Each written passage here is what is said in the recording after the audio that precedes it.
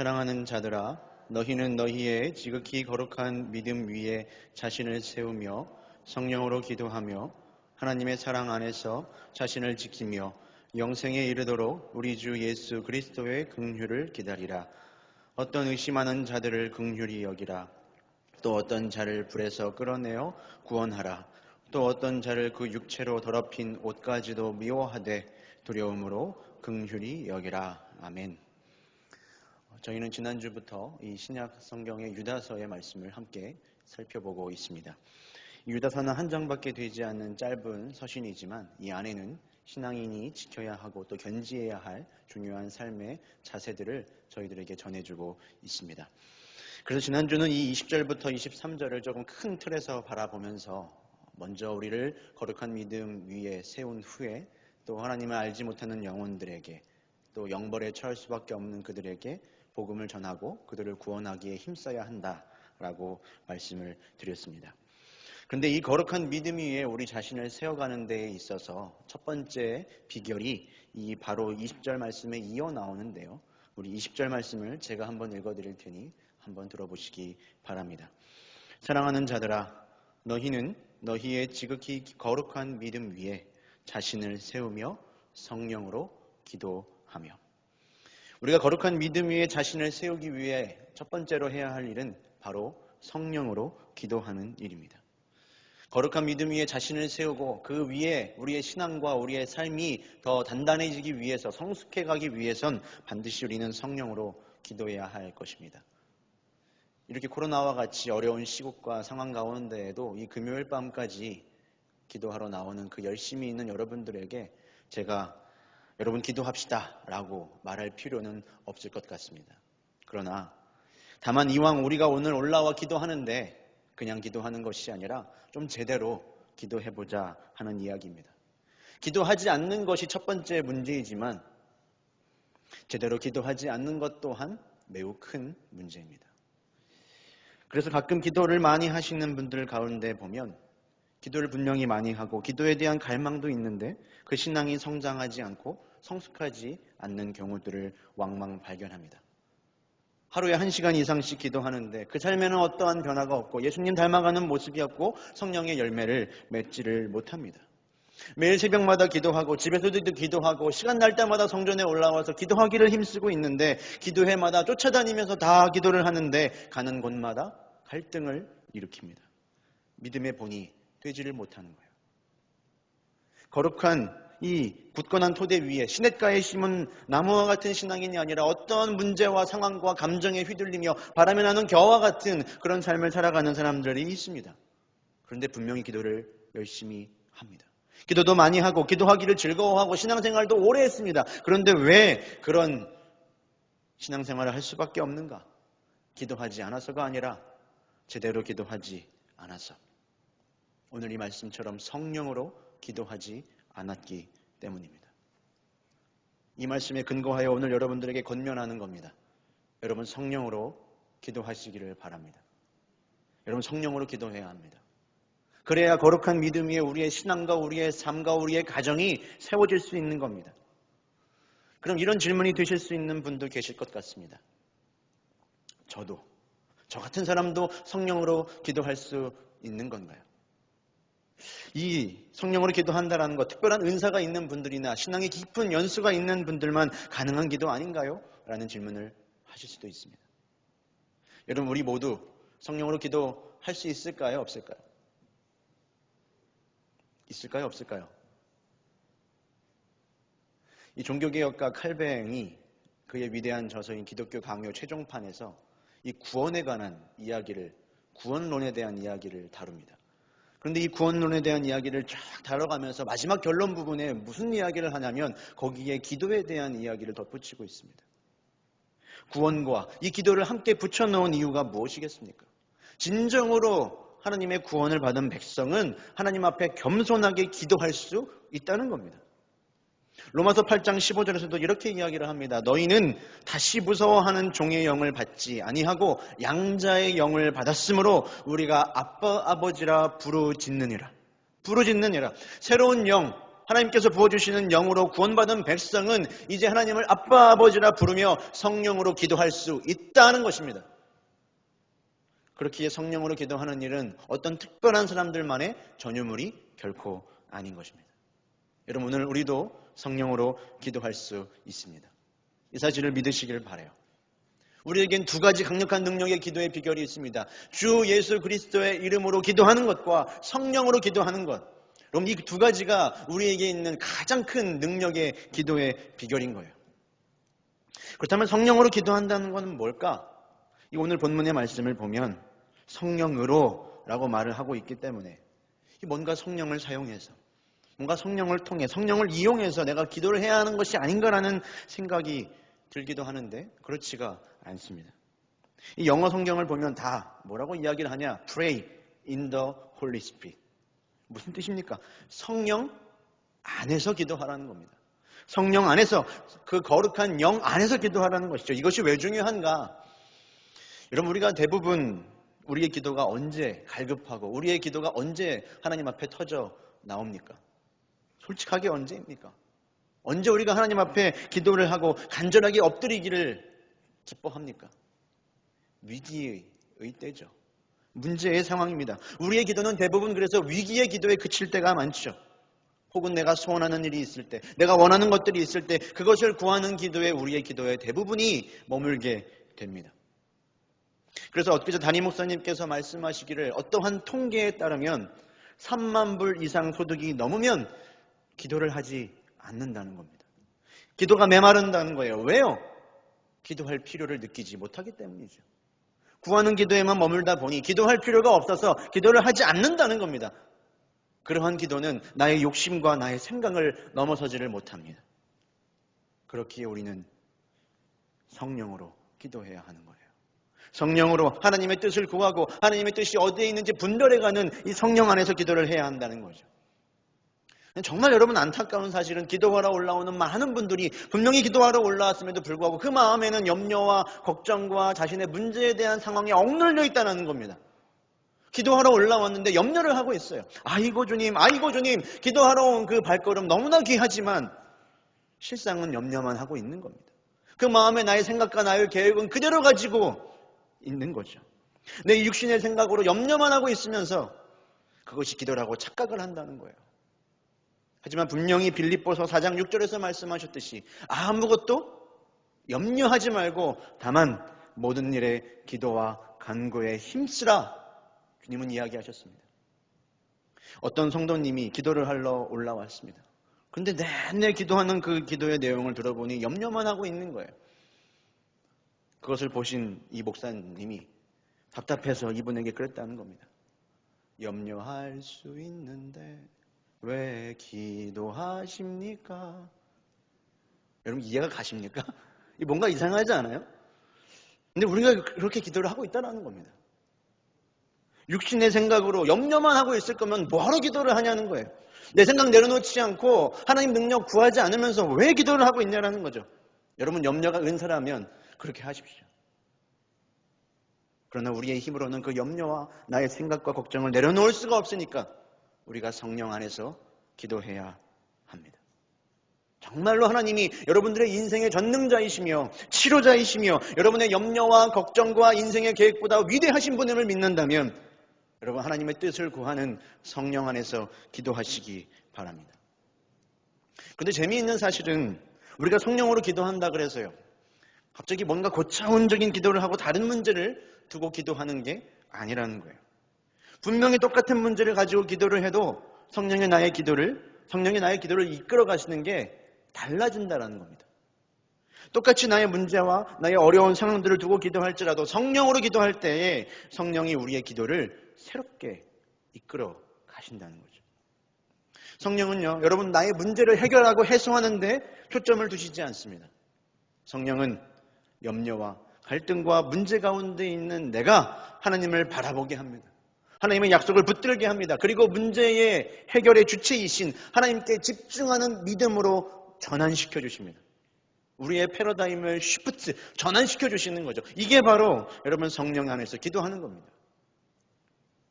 역대하 20장의 말씀을 보면 여호사밧 왕이 유다 왕국을 다스릴 때의 이야기가 나옵니다. 이방 나라의 모압과 암몬 자손이 연합하여 이 왕국을 쳐들어 옵니다. 거대한 대적 앞에 있죠. 너무나 두려워서 여호사밧과 모든 백성들이 하나님 앞에 금식을 하며 기도합니다. 하나님이여, 우리를 치러 오는 이 큰 무리들을 대적할 능력이 없고 어떻게 할 줄을 모릅니다. 오직 우리는 주만 바라봅니다. 그들이 기도를 합니다. 그런데 이때 하나님의 영, 거룩한 영이 이 회중 가운데 있는 한 사람 야하시엘에게 임합니다. 그러자 이 야하시엘을 통해 하나님은 뭐라고 말씀하시냐? 이 전쟁은 나에게 속했으며 내가 반드시 이스라엘을 구원하겠다 하는 그 약속을 다시 상기시켜 주십니다. 그러자 문제 상황 가운데에서 아직 어떤 문제도 해결되지 않았지만 성령으로 기도하며 하나님의 약속을 바라보게 된 그 백성들은 마음의 담대함을 얻고 결국에는 하나님께서 이스라엘을 구원하여 주시는 것을 경험하게 됩니다. 그 믿음으로 성령 안에 기도하며 그것들을 성취해 나가며 그들은 성장하고 새로워집니다. 그래서 성령 안에 기도할 때 우리가 거룩한 믿음 위에 세워져 가는 겁니다. 사랑하는 여러분, 오늘 이 밤에 우리가 성령으로 기도하기를 바랍니다.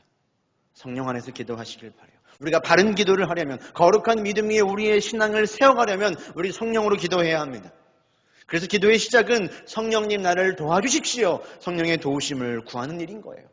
성령님 오늘 내 기도 가운데 함께 하시고 기름을 부어 주시옵소서. 그런데 여러분, 성령은 거룩한 영입니다. 성결의 영이에요. 내가 우리의 죄를 먼저 인정하고 회개하고 고백하고 은혜를 구할 때 그 성령이 우리에게 임하는 것입니다. 그때에 보혜사 성령께서 우리에게 모든 것을 가르치시고 마땅히 기도할 것을 생각나게 하시는 거죠.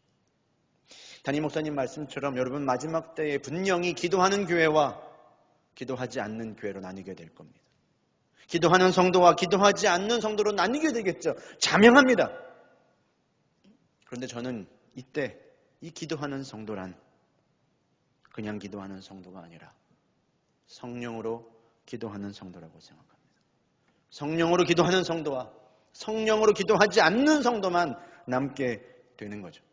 자신의 안위와 자신의 욕심만을 위해 기도하는 그런 성도가 아니라 성령 안에서 성령에 사로잡혀 기도하는 성도인 겁니다.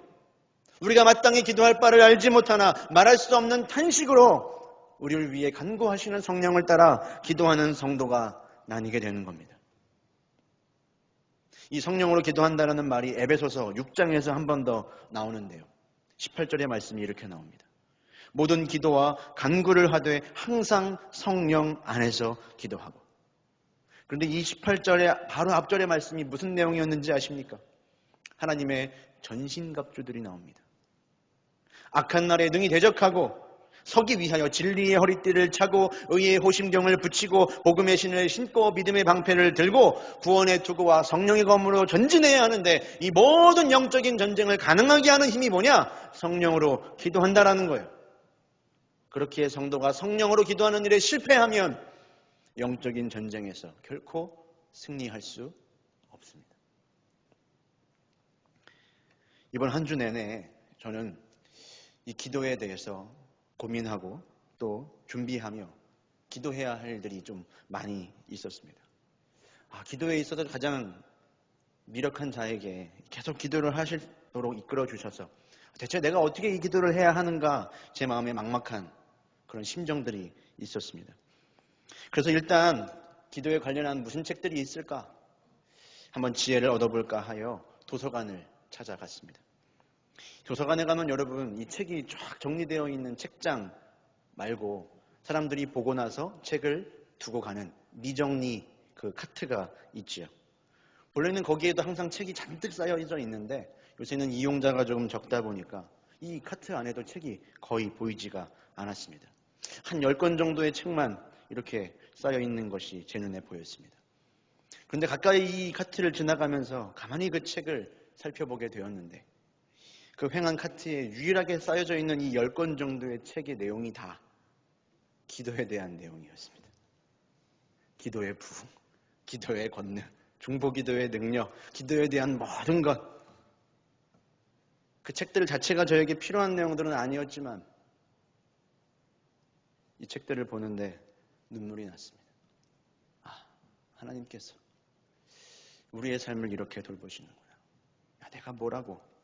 누군가에게는 오해일 수도 있지만 하나님이 우리의 그 작은 신음소리와 간구를 듣고 이렇게 위로하시고 지도하시는구나.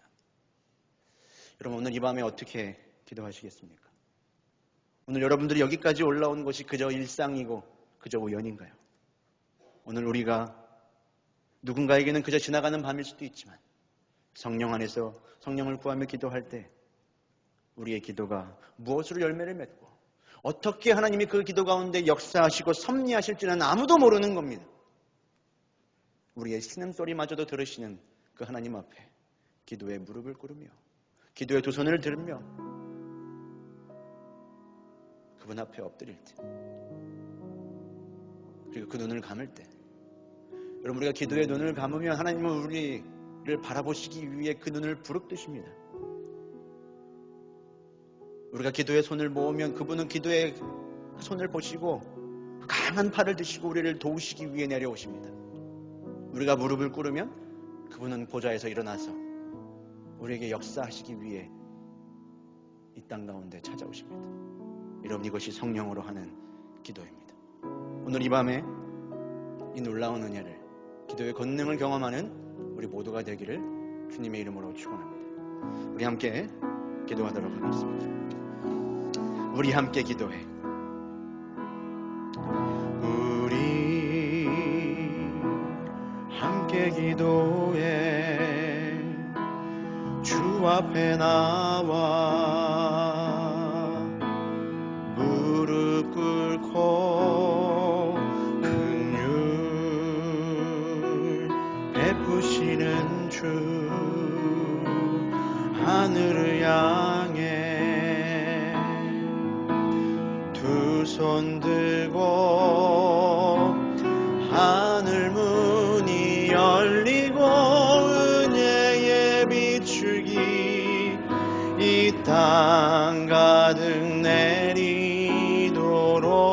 내리도록 마침내 주 오셔서 의에 비추기 우리 위에 부시도록 우리 함께 기도해. 우리 함께 기도해. 주 앞에 나와 무릎 꿇고 긍휼 베푸시는 주 하늘을 향해 두 손 들고 하늘 문이 열리고 은혜의 비추기 이 땅 가득 내리도록 마침내 주 오셔서 의에 비추기 우리 위에 부시도록 우리 함께 기도해. 우리 함께 기도해. 주 앞에 나와 무릎 꿇고 긍휼 베푸시는 주 하늘을 향해 두 손 들고 하늘 문이 열리고 은혜의 비추기 이 땅 가득 내리도록 마침내 주 오셔서 의에 비추기 우리 마음의 갈망을 가지고 이렇게 선포합니다. 하늘 문이 열리고 은혜의 비추기 이 땅 가득 내리도록 마침내 주 오셔서 의에 비추기 우리 위에 불이 마지막으로 고백합니다. 하늘문이 열리고 은혜에 비추기 이 땅 가득 내리도록 마침내 주 오셔서 의에 비추기 우리 위에 부시도록 두 손 들고 기도합니다. 다시 오실 왕 여호와께 오직 주만이 나를 다스리 두 손 들고 계속해서 기도합니다. 두 손 들고 기도합니다. 다시 오실 왕 여호와께 오직 주만이 나를 다스리네. 나 주님만을 섬기리. 헛된 마음 버리고 성령이여 내 영혼 충만하게 하소서. 나 주님만을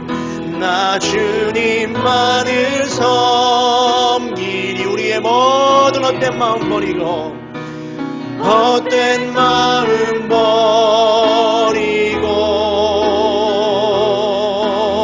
성령이여 내 영혼 충만하게